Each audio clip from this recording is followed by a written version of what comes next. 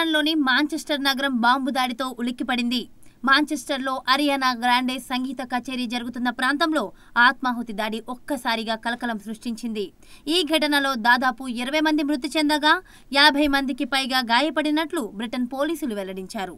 క్షతగాత్రులను దగ్గరలోని ఆసుపత్రికి తరలించి చికిత్స అందిస్తున్నారు. స్థానిక కాలమానం ప్రకారం సోమవారం రాత్రి 10:35 పేలుడు సంభవించినట్లు గ్రేటర్ మాంచెస్టర్ పోలీసులు ఓ ప్రకటనలో వెల్లడించారు.